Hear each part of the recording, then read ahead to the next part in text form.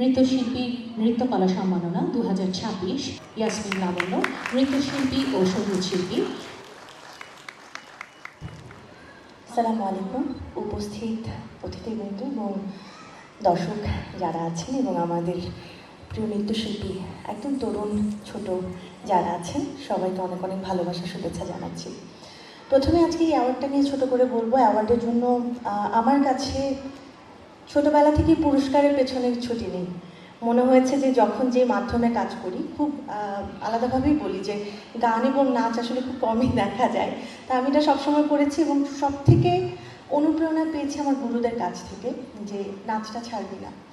এখনও পর্যন্ত চেষ্টা করে যাচ্ছি আমার গান, উপস্থাপনা, নাচ তিনটা মাধ্যমে একই সাথে কাজ করে যাবার জন্য। তো সেই জন্য আসলে আমার গুরুদেরকে আজকের দিনে স্মরণ করতে চাই যে আজকের এই সম্মাননা, আজকের এই আমার জন্য অনেক বিশেষ, কারণ তাদেরকে সবসময় পেয়েছি বলেই বোধহয় আজকের এই দিনটা। এবং বেবি আপু, সোহেল ভাইয়া, তাদের কথা একটু বলতে চাই। আমি তাদেরকে খুব ছোট থেকেই আসলে পেয়েছি। একদম 3.5 বছর বয়স থেকে আমার নাচের জার্নি শুরু। সেখান থেকে বাফা এবং তার পরবর্তীতে এখনও আমি নাচের একটি প্রতিষ্ঠানে নাচ নিয়ে পুরো দমে কাজ করছি। এটা আমার জন্য আসলে অনেক ভালো লাগা। আর উজ্জ্বল ভাইয়াকে বিশেষভাবে কৃতজ্ঞতা দিব এমন একটি আয়োজন করবার জন্য। এবং আমরা আসলে এই বয়সটায় তরুণ বয়সে সম্মাননা পাচ্ছি, এটা খুব কমই আসলে সকলে ভাবে। কারণ সবাই ভাবে যে একটু বয়স হয়ে গেলেই হয়তো সম্মাননা দেওয়া উচিত, কিন্তু তারপরও তরুণদেরকে যে আসলে ইন্সপায়ার করা যায় সেটা আসলে ভাইয়া ভেবেছেন সবসময়। এবং সবসময় নৃত্যাঙ্গন থেকে এত চমৎকার আয়োজন করা হয়, যেটা আমি সবসময় অন্যদের সাথেও শেয়ার করি, যে এত গুছিয়ে সবসময় কাজ করেন, যেটা আমাদের আসলেই সকল নৃত্যশিল্পীদের জন্য অনেক অনেক বড় পাওয়া।